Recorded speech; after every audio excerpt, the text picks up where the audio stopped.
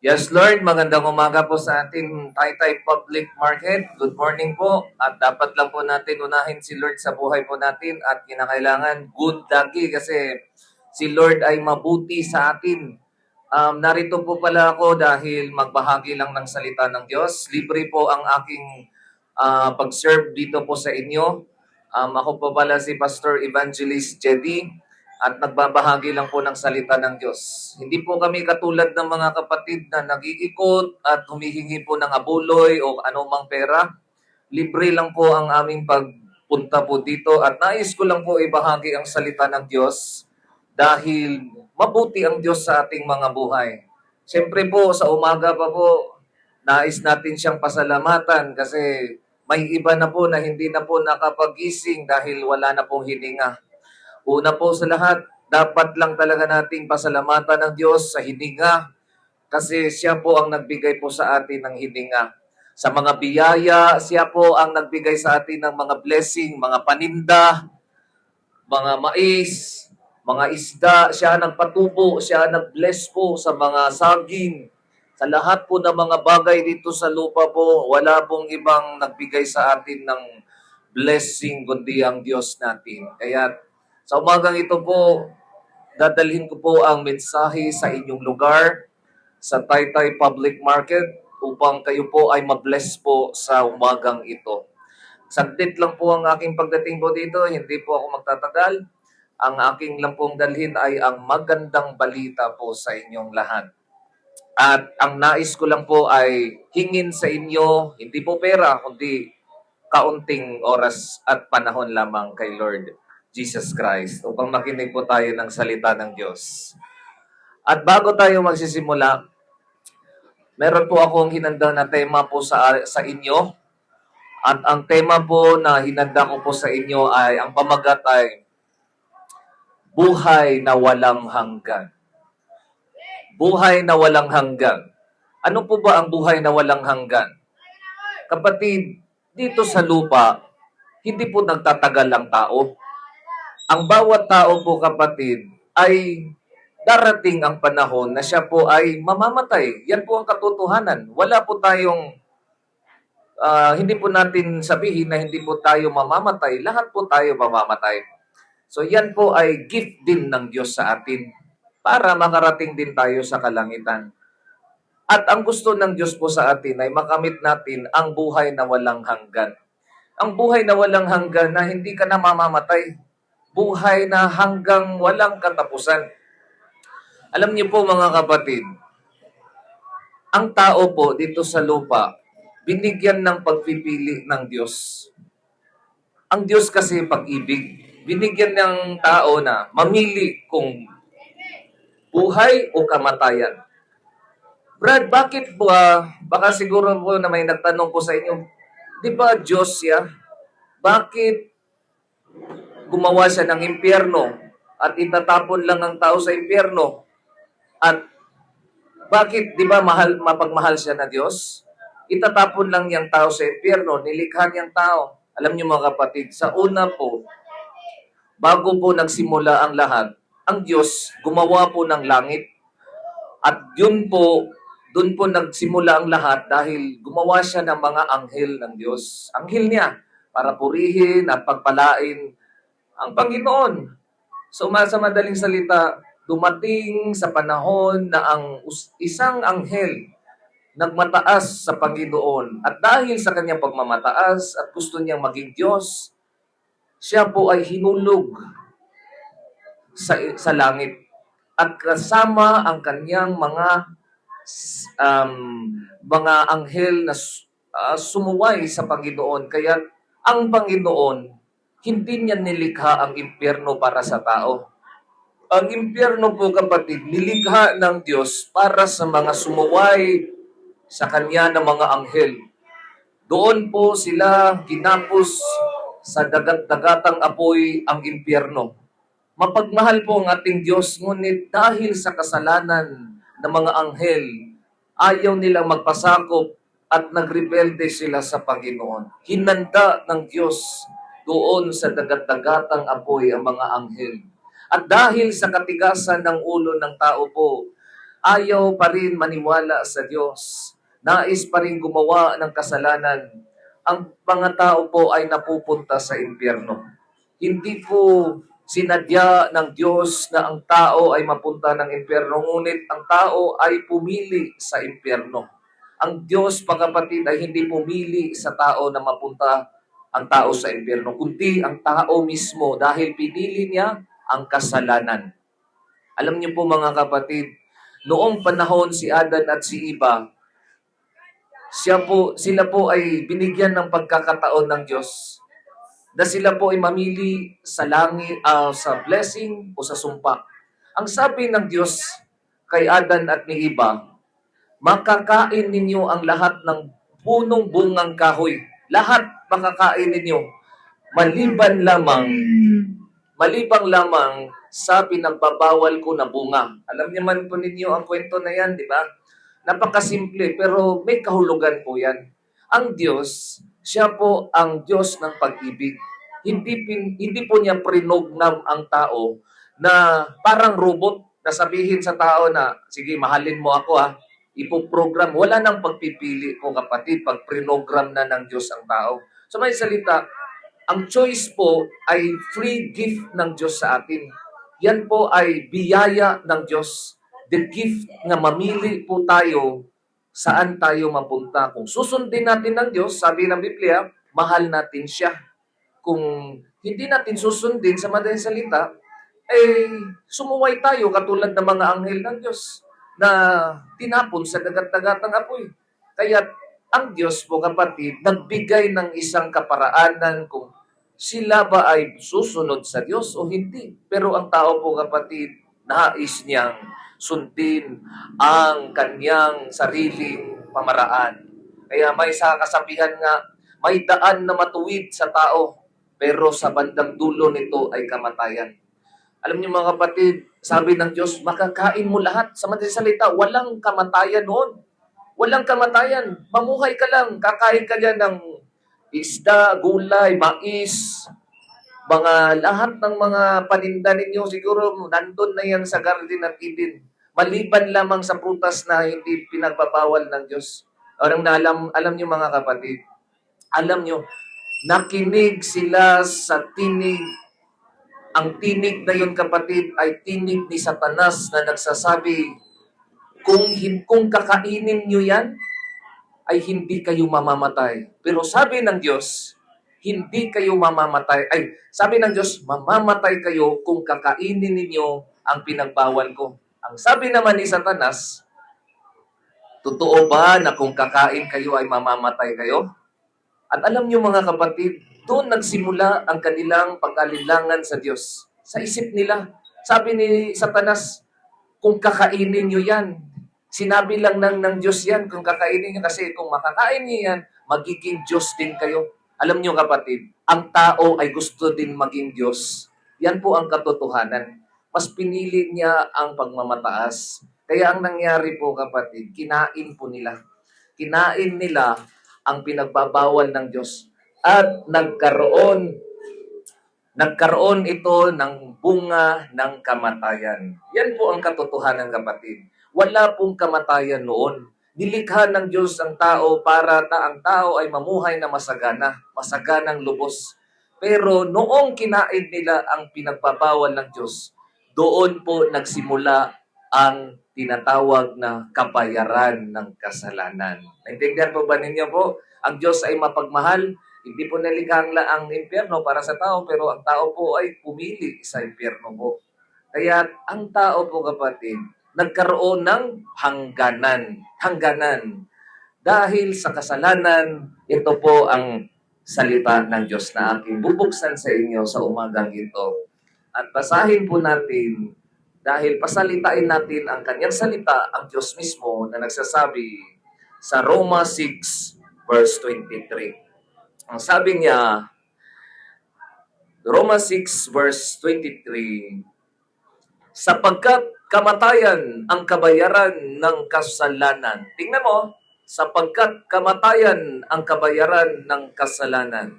Ngunit ang walang bayad na kaloob ng Diyos ay buhay na walang hanggan sa pamamagitan ni Kristo Jesus. na ating Panginoon. Sa mga salita po, nagkaroon ng kabayaran ang kasalanan. Dahil sa mga tao na sumuway sa Panginoon, ang tao po ay binigyan ng consequence at ito po ay kamatayan. Wala pong kamatayan noon. Ulitin ko po, walang kamatayan noon. Dahil sa pagsuway sa mga tao po, nagkaroon ng kamatayan. Kung basahin niyo po ang Bible, baka nagtataka kayo. Kung basahin niyo sa Genesis, may nakasulat po doon si Methuselah, namuhay ng 300 years old, 400 years old, 600 years old, 900 years old sinang Noah. Alam niyo po bakit nangyari yun? Kasi kaunti pa ang kasalanan noon. Hindi pa gaano makasalanan ng tao. Ngunit noong lumaganap na ang mga tao at nagpatuloy sa pagkasal ang tao, hindi na matiis ang Diyos. Hindi matiis ng Diyos ang mga tao kasi nagsisi ang Diyos. Sabi ng Diyos, bakit ko pa ginawa ang tao? Kaya gumawa ang Diyos ng pamaraan para magsisi ang mga tao. Gumawa siya ng arka sa pamamagitan ni Noe. Nagsalita ang Diyos sa pamamagitan ng propeta. Si Noe, sinabi niya sa mga tao, magsisi na kayo, bumalik na kayo sa Diyos bago pa bahain ang lugar ninyo. Sabi ng Panginoon sa kay Moises, pero ang tao, tinawanan lang nila si Moises. Hindi totoo yan. Maniwala ka yan sa tao na yan. Pero sa totoo po kapatid, nangyari po ang nangyari. Tinunaw ng Diyos ang panahon na yon at nagkaroon ng malaking baha at namatay at 7 lamang ang naligtas. Kapatid, dahil sa kanilang paniniwala, naligtas po sila. At ang nangyari po, dahil sa mga tao ay nagpatuloy magkasala, ang mga tao po ay iniklian ng Diyos ng kanilang mga pamumuhay. Basahin po natin sa Genesis 6 verse 3. Pasalitain natin ng salita ni Lord sa Genesis verse 6 to 3. Sabi ni Yahweh, sabi ng Diyos, hindi ko papahintulot na mabuhay ng habang panahon ang tao. Tingnan mo, hindi daw niya pahintulutan na mabuhay ang tao ng habang panahon sapagkat siya ay makalaman. Hindi na lalampas sa 120 ang kanyang buhay sa daigdig. 120 lang pala ang ibinigay ng Diyos sa atin. Alam niyo po mga kapatid, gusto po ng Diyos ng mahabang buhay ang tao po, pero 120 na lang ang itinagal ng Diyos sa tao. Bakit kaya? Dahil sa kasalanan. Kaya nga sabi ng Diyos, dahil sa kasalanan, ang kabayaran ay kamatayan. Alam niyo po mga kapatid, wala na pong lalampas ng 130. Wala na pong lalampas ng 140. Siguro ang edad mo ngayon, 80. Ilang years ka na lang po siguro, 40 na lang. Pero wala na pong aabot ng 120 years old ngayon po kapatid. Bakit kaya, no? Alam niyo po, dahil sa kapabayaan at sa mga bisyo ng mga tao. Alam niyo po, dahil sa ating mga bisyo, diyan po tayo nagkakasakit. Amen? Diyan po tayo nagkakasakit ng lung cancer. Di ba? May iba naging nagtumor na. Yung iba nabutas yung kanyang tiyan dahil sa kakainom at kakalasing, dahil sa droga. Di ba? Ang kanyang mga buto ay narupok na. Yan po kapatid ang katotohanan. Habang tayo ay nagkakasala, habang tayo nagpapatuloy ng pagkakasala, lalong naiiklian ng ating pamumuhay. Yan po ang katotohanan. Nais po ng Diyos na mamuhay tayo ng masagana. Pero dahil sa kasalanan, yan po ang nangyayari sa mga tao po. Na naiiklian ang buhay ng tao. Gusto ng Diyos na mamuhay tayo ng buhay na walang hanggan po kapatid. Pero sabi ng Biblia, 120 na lang ang tao dito sa lupa. So, kung meron po kayong natuklasan sa YouTube, sa Facebook, may tao po nag-viral. Ang pangalan po niya ay si Brian Johnson. Nakita niyo po yan siguro. Siya po ay isang billionaire. Napakayamang tao. Ginawa niya ang lahat para mabuhay dito sa lupa. Ginawa niya ang mga pag-injection, stem cells, para lamang siya ay mabuhay. Pero alam niyo po ang nangyari sa kanya? Kapatid, nagkaroon siya ng sakit ngayon. Ang tawag sa kanyang sakit ay autoimmune. Ibig sabihin, hindi na po siya gagaling dahil ang kanyang tiyan ay nabutas kinakain at hindi malalaman ng doktor kung ano ang dahilan. Alam niyo kapatid, kahit anong yaman mo, kahit anong sitwasyon mo sa buhay, bata ka man, matanda, o ano man ang sitwasyon mo sa buhay, presidente, senator, o ano man, abogado, o hukom, o pulis, o ano ba ng mga sitwasyon mo narating sa buhay, alam nyo kapatid, ang reality, mamamatay tayong lahat. Ang katotohanan po kapatid, ilalagay po tayo sa kabaong. Diyan po tayo, diyan po tayo lalagay. Titingnan tayo ng ating mga mahal sa buhay, iiyakan tayo, ililibing. Mga kapatid, siguro hindi mo pa siguro feel, hindi po maparamdam ngayon kasi may bata ka pa. Siguro ang edad mo na, kwenta pa. Ay, ang tagal ko pa. Kapatid, sabihin lang po lang natin, nasa mga 50 ka. Pero tandaan mo po kapatid, sa mga panahon na ikaw ay tatawagin na ng Diyos, ikaw na po ay manumbalik sa Panginoon. Alam niyo po kapatid, wala po talaga. Death is no respecter. Whether you are rich, you are poor, ano man ang sitwasyon sa buhay, dadaan po tayo dyan kapatid. At ang katanungan, saan ka punta pagdating ng panahon na iyan? Kaya po ang katanungan ng maraming tao po. Sinubukan po nila dito sa lupa na sila po ay mabuhay ng matagal. Katulad ng mga senador o si Enrile. Nakita niyo po si Enrile, patay na ngayon. 100, dumating ang kanyang edad na 100. Alam niyo po, nag-stem cells sila. 3 million bawat stem cells kapatid para mabuhay ka lang ng matagal. Pero kahit sa pera mo matagal, hindi pinahintulutan ng Diyos na mabuhay ang tao ng matagal. Kasi lalo pong sumasama ang tao. At ito po kapatid, ang nangyari sa atin itong mga huling mga araw. Basahin po natin sa Roma chapter 5, verse 12. Ang kasalanan, ang kasalanan ay pumasok sa sanlibutan sa pamamagitan ng tao, sina Adan at si Eva. At ang kamatayan ay pumasok sa pamamagitan ng kasalanan. Dahil dito, lumaganap ang kamatayan sa lahat ng tao sapagkat ang lahat ay nagkasala. Sa madaling salita, lahat po ay nagkasala. Kaya tayong lahat po kapatid, wala po talaga tayong dito makapag-rason, hindi ako pwedeng mamatay. Kaya kailangan tayong dumaan dyan kasi dahil sa ating kasalanan, diyan po tayo, tawag niyan is consequence. Diyan talaga ang hangganan. May hangganan talaga ang tao. Alam niyo mga kapatid, dito sa lupa, may hangganan. Kung tayo nilikha ng Diyos po, galing sa alikabok, babalik tayo sa alikabok. Kapatid, lahat ay hiram lamang. Yung buhay mo, kapatid, hiram lamang na yan, kapatid. Binigyan ka ng hininga ng Diyos. Pagkatapos na ikaw ay mawalan ng hininga, kapatid, yan na po ang realidad sa tao. Wala na pong balikan pa. At nais ni Lord na ipaunawa sa ating lahat na may buhay pa na walang hanggan. Pero kinakailangan dumaan muna tayo dyan, kapatid. Sabi ng Biblia, sa Ecclesiastes chapter 12, verse 7, alalahanin mo siya bago manumbalik sa alakabok ang katawang lupa at ang ating hininga ay magbalik sa Diyos na may bigay nito. Nakakatakot. Tingnan mo ha, alalahanin mo siya. Sino bang alalahanin mo? Ang Diyos na lumikha sa iyo. Bago ka daw manumbalik sa alakabok ang katawang lupa. Kasi darating ang panahon, mayroon kasi tinatawag na first death.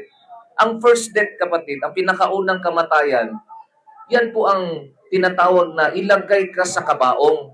Tapos, ilalagay ka dun sa minteryo. Pagkatapos doon, lalabas na mga uod sa katawan.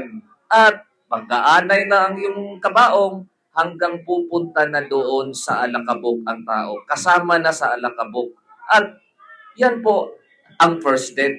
Ito ang pinakakatakot. Sabi ng Biblia, at ang ating hininga, ating espiritu ay magbalik sa Diyos na may bigay nito.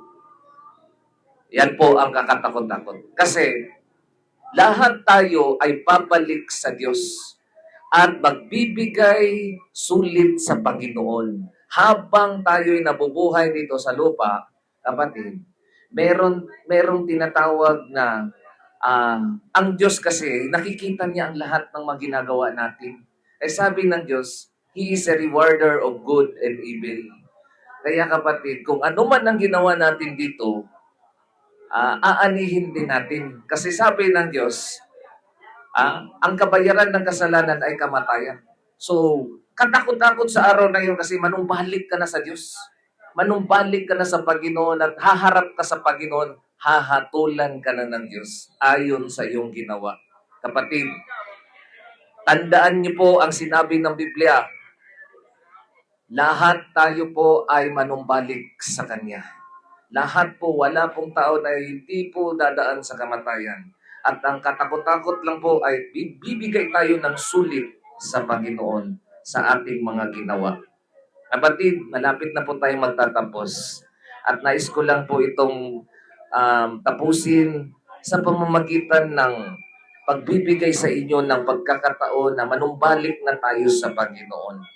Alam niyo mga kapatid, ayaw ng Diyos na mapahamak tayo. Nais niya tayong bigyan ng buhay na walang hanggan. Hindi niya papahintulutan ng tao'y mamatay kasi nalulungkot ang Diyos. Kasi kung wala kang pagsisisi sa mga araw na yon, doon ka mapunta sa dagat-dagatang apoy. Na sinasabi ng Biblia, may tinatawag na pangalawang kamatayan. Saan po nasusulat yan, Brad? Gusto kong basahin yung saan mo nasusulat yung pangalawang kamatayan. Dito po sa Pahayag 21 verse 8. Ganito po. Kasi may tinatawag na pangalawang kamatayan eh. Ito po ang tinatawag na pangalawang kamatayan. Yang tawag nito ay buhay na walang hanggan. Pahayag 20 verse 8. Subalit para naman sa mga duwag, mga taksil, mga gumagawa ng kasuklam-suklam na bagay, mga mamamatay tao, mga nakikiapid, mga mangkukulam, mga sumasamba sa Diyos-Diyosan, at sa lahat ng mga sinungaling, ang magiging bahagi nila sa lawa na nagliliyab na apoy at asopre. Ito ang pangalawang kamatayan. Tandaan niyo po itong mensahe na ito kasi ito ang dadaanan ng bawat tao dito sa lupa kung hindi ka nagsisi sa iyong mga kasalanan at naabutan ka ng kamatayan na gumawa ng mga ganito. Ulitin ko po, subalit para naman sa mga duwag, mga taksil, mga gumagawa ng kasuklam-suklam na bagay, mga mamamatay tao, mga makikiapid, mga mangkukulam, mga sumasamba sa Diyos-Diyosan, at sa lahat ng mga sinungaling, ang magiging bahagi nila sa lawa na nagliliyab na apoy at asopre. Ito ang pangalawang kamatayan. Kapatid, hindi ko po kayo tinatakot. Ito po ang totoong sinabi ng Diyos. Magiging bahagi nila, lawa. Ibig sabihin, napakalawak na, parang dagat na nagliliyab na apoy at asopre. Sobrang init. At ito ang pangalawang kamatayan. Siguro nagsabi mo sa iyong sarili, Brad, naniwala man ako, Brad, sa Panginoon. Kristiyano naman ako, nagbabasa naman ako ng Bible. Alam niyo mga kapatid, hindi po lahat nagsasabi, Lord, Lord, makakapunta sa langit. Ang sabi ng Diyos dito, ulitin ko po kapatid subalit para naman sa mga duwag. Itong mga taong ito daw, sabi ng Bible, mapupunta daw sa pangalawang kamatayan. Duwag. Ano ba yung duwag? Ay, Brad, hindi ako duwag. Pag may patayan, may away, may barilan, hindi ako atras kasi hindi ako naduduwag. Hindi po yan sinasabi ng Bible na diyan ang kaduwagan. Ang kaduwagan po kapatid, yung hindi ka magbabahagi ng salita ng Diyos, natatakot ka, nahihiya ka, Christian ka, pero hindi ka nagbabahagi ng salita ng Diyos. Kilala mo ang Diyos kapatid at hindi mo pinagsasabi ang ang salita ng Diyos kasi natatakot ka, ay baka pagalitan ako, ay baka kutyain ako, pagtawanan ako. Yan ay kaduwagan sa mata ng Diyos, kapatid. Alam niyo po, kung may mga mahal kayo sa buhay, kung may mga mga mahal kayo sa buhay, sinasabi ninyo sa mga kapatid ninyo, yung mama ko po, pinagtapos po ako ng pag-aaral kahit nagtitinda lang po siya ng mansanas. Nagtitinda lang po siya ng saging, pero kaming lahat po ay naging engineer, naging nurse, naging doktor. Yung papa ko po, naglalako lang ng gulay, pero pinagtatapos kami ng pag-aaral namin. Proud na proud ka, amen? Dahil sa iyong mga magulang. Tatanungin kita po, ikaw, sinong gumawa ng iyong mga magulang? Hindi ba ang iyong ama na nasa langit? Hindi ka ba proud nun at pinagsasabi mo sa lahat ng mga tao ng Diyos ko ay gumawa ng langit at lupa? Gumawa siya ng hangin, gumawa siya ng buhay. Binigyan niya ako ng kalakasan. At ngayon, nahihiya ka? Kapatid, tunay po ba tayo na Christian? Kung Kristiyano tayo, hindi tayo mahihiya magbahagi ng salita ng Diyos. Parang kinakahiya natin ng ating ama, ina, kung nahihiya tayo sa salita niya. Kaya hindi ako nahihiya sa Diyos ko kasi siya ang napakalaking Diyos na gumawa ng langit at sa lupa, si Yeshua HaMashiach, Yahweh Jesus Christ. Kaya nais kong ibahagi ito sa inyo na ang Diyos ko ay makapangyarihan. At yan po sinabi ng Biblia, kapatid. Subalit para sa mga duwag, mga taksil. Ano po ba mga taksil? Ha? Tingnan mo si Judas doon. Minahal niya ang Diyos. Di ba? Minahal niya ang Diyos, pero tinaksil niya ang Diyos. Bakit? Anong ginawa ni Judas? Pinagpalit ni Judas ang Diyos sa pera, kapatid. Pinagpalit niya ang Diyos sa pera. Mas inibig pa niya ang pera. Alam niyo mga kapatid, hindi naman sa pagano, kinakailangan po natin unahin ang Panginoon sa ating buhay. Huwag masyadong maibig sa pera. Alam niyo po mga kapatid, ang tao po, tsaka na lang po magsisi kapag nagkaroon na siya ng sakit, mga problema, nagkaroon na siya ng mga, si mama namatay, si papa, tsaka na lang tayo magsimba, magbago. Alam niyo mga kapatid, huwag na natin hintayin po yan. Alam nyo, minsan ganyan po lang talaga ang katangian ng tao. Pag masagana tayo, maraming pera, pupunta tayo sa mall, walang panahon sa simba, ayan po ang tao. Pag magkaroon na tayo ng sakit, yan ang reality, na mamamatay na pala tayo, at yan na po ang buhay na walang hanggan. Ang sabi ng Biblia, mga gumagawa ng kasuklam-suklam na bagay. Ano ba yung mga kasuklam-suklam na bagay? Yung nakikipagtalik sa lalaki at babae sa babae, yan po ay kasuklam-suklam na bagay, mga kapatid. Hindi po kaya-aya sa mata ng Diyos yan. Ginawa ang Diyos sa lalaki at babae. At ngayon, nakipagrelasyon ka sa babae, sa lalaki, kasuklam-suklam na bagay, nakikipagtalik. Mga mamamatay tao. Ay Brad, di ako mamamatay tao. Sabi ng Biblia, sino man ang nagagalit sa kanyang kapwa ay mamamatay tao. Kapatid, sino bang kinahagalitan mo? Mga nag-a-abort ng bata, yan. Namamatay, namamaslang. Mag-gun for hire, yan po mga mamatay tao, mga nakikiapid. Nakikiapid. Nasabi ng Biblia, kung may asawa ka na, mahalin mo asawa mo. Huwag ka nang makiapid ng iba. Gusto mo pang manghanap ng mga bata pa na mga asawa. Huwag na po, huwag mong 5, 6, 4, isa lamang. Hallelujah. Yan po ang gusto ng Diyos. Mahalin mo ang iyong mahal sa buhay. Mga mangkukulam. Ang sabi ng Biblia, yung mga pangkukulam, hindi yan sa Diyos, kapatid. Yung mga anting-anting, alam mo, dapat kang magtiwala sa Diyos, hindi sa mga anting-anting. Walang silbi yan, kapatid. Basura yan sa mata ng Diyos kasi ang Diyos dapat siya ang dapat mong paniwalaan. Huwag yung mga garapa, yung mga oil, yung mga ano pa dyan, hindi ka matatablan. Yan po ipangliling lang ng kaaway, mga matsikero. Mga sumasamba sa Diyos-Diyosan. Alam niyo po mga kapatid, hindi mas sa pagano. Kung meron pong mga sasakyan dito, pick up, halimbawa, pick up, di ba? At sasabihin ng anak mo, Tay, bilang mo ako ng pick up, Tay. Kasi gusto ko ng sasakyan. Bibigyan mo ba siya ng sasakyan? Bilhan mo siya ng laro-laruan na pick up. Yan ang gagawin mo kasi baka ang pick up ay manisgrasya siya. So sa mga salita, yan ay hindi totoong pick up. At yan po din ang mga tao. Gumagawa ng Diyos-Diyosan na hindi totoong Diyos. May totoong Diyos pero gumagawa ng Diyos-Diyosan. Yan ay sabi ng Biblia, lahat ng sumasamba sa Diyos-Diyosan, hindi totoong Diyos, lahat ng mga sinungaling ay magiging bahagi nila sa lawa na nagliliyab na apoy at asopre. At ito ang pangalawang kamatayan. Liliyab na apoy at asopre. Katakot-takot sa araw na yon. Kasi sa araw na mga iyon, kapatid, kung siguro ang edad mo nga na ngayon ay 60, alam niyo mga kapatid, siguro sabi mo, ay, malusog pa naman ako. Sa isip mo, ay, mayroon pa naman akong buhay pa. Siguro may diabetes ka na ngayon. Meron ka ng high blood. Siguro ang kidney mo, meron ka ng kidney failure disease. Siguro may tumor ka na sa dibdib. May cancer ka na. Sakit na yung baga mo. Nahirapan ka na huminga.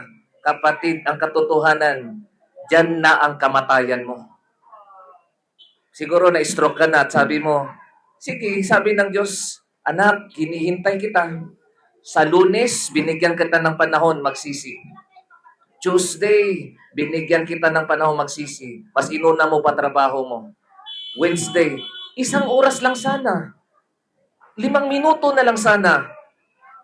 Sa tanghali, manalangin, hindi pa rin. Busy pa rin. Sabi ng Diyos, siguro, sa Tuesday, magbago na to siya. Magsisi na to sa kasalanan. Sa Wednesday, hinihintay ka. Nag-overtime ka pa. Thursday, sabi ng Diyos, anak, bumalik ka na sa akin. High school, naghintay ang Diyos sa iyo. College, naghintay ang Diyos sa iyo. Ngayon, kahit sa linggo, wala kang panahon. Kahit sa tao na yan, makinig na ka lang sana. Pero hindi mo siya pinakinggan.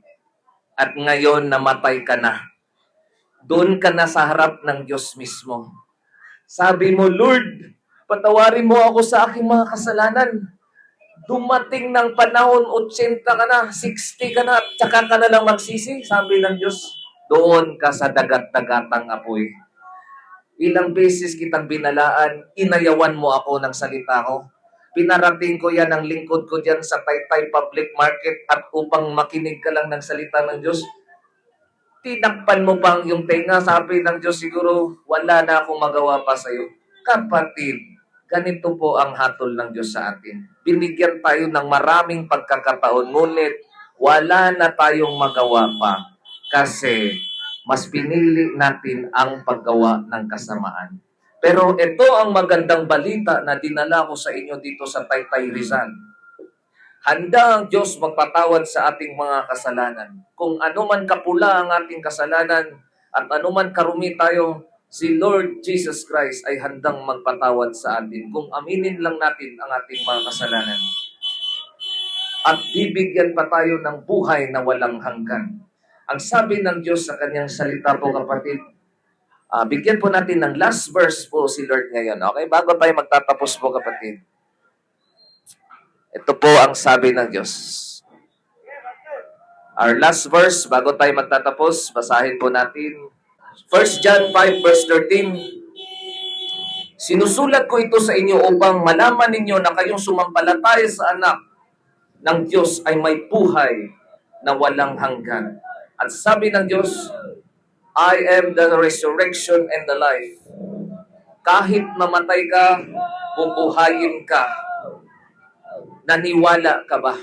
Ang sabi ng Diyos, kung nagtiwala ka, magkakaroon ka ng buhay na walang hanggan. Kapatid, hinihintay ka ng Diyos ngayong araw na to upang lumapit ka sa Kanya at magbago na sa buhay mo. Hindi mo alam, baka bukas ka na kukunin ni Lord. Baka next year ka na, next month. Hindi mo alam kung kailan ka mawawala dito sa lupa. Basta't sinabi ko sa inyo, walang sino mang tao na mabubuhay dito ng matagal. Lahat tayo'y dadaan sa tinatawag na kamatayan. Ngunit meron akong dinala dito na magandang balita. At ang magandang balita, kung sino man ang sumampalataya sa Kanya, ay magkakaroon ng buhay na walang hanggan. Kapatid, ito na po ang panahon na tanggapin mo si Lord Jesus Christ sa puso mo. Kaunti lamang ang panahon at bago ako magtatapos, iniimbitahan ko po kayo sa isang salvation prayer. Kung ikaw man po ay nagmamaneho, nagtitinda, nag-standby, meron po kayong ginagawa dyan, 1 minute, at ipapamangako ko sa inyo magkaroon kayo ng buhay na walang hanggan. Sabihin nyo lang sa puso mo, Panginoon Jesus Christ, Yeshua HaMashiach, Ikaw ang Diyos sa Israel. Mingi po ako ng kapatawaran sa aking mga kasalanan at inaamin ko po, Panginoon, na kulang ako sa iyo. Panginoon, naniniwala po ako na Ikaw ang anak sa Diyos, namatay, nilibing at sa pangatlong araw na buhay muli. Alam ko po, Panginoon, na uuwi ako sa iyo, Panginoon, at gusto ko pong makasiguro. Kaya, Lord, patawarin niyo po ako, isulat niyo po ang aking pangalan sa aklat ng buhay. At Lord, simula ngayon, baguhin niyo na po ako, Panginoon. At makilala ko po kayo sa pamamagitan ng iyong salita. Amen. Purihin ang Panginoong Diyos. Taytay Public Market, salamat sa inyong panahon. At kung tinanggap mo ang salita ng Diyos, pinagpala ka sa lahat ng pinagpala sa lahat ng tao dito sa lupa. Kasi magkakaroon ka ng buhay na walang hanggan. Glory to God. Salamat sa Panginoon. Kapatid, gusto ni Lord na magpatuloy po kayong makinig ng salita ni Lord. Meron po kaming YouTube channel.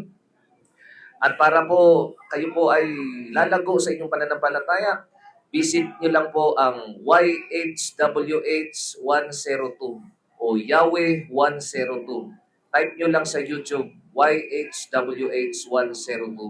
At doon po ninyo mapakinggan ang aming pastor na nagbabahagi sa Luzon, Visayas at Mindanao para magligtas sa mga tao. Magandang umaga po sa ating lahat at hanggang sa muli nating pagkikita kung tayo pa ay pinagpala ng Panginoon at bigyan ng magandang kalusugan. Panalangin po tayo. Panginoon, sa lahat po nakikinig po ngayon, pagpalain niyo po sila, bigyan niyo po ng magandang kalusugan, ilayo sa aksidente, disgrasya, at lalo na po sa lahat ng mga tao po nakinig ngayon, Lord, palaguin niyo ang kanilang pananampalataya, magbasa po sila ng Bible, buksan niyo ang kalangitan para sa kanila, Lord, para sa kanilang negosyo na lalago, maraming customer na bibili sa kanila. Pagpalain niyo po silang lahat, magandang kalusugan, at ilapit niyo ang kanilang pamilya, Panginoon.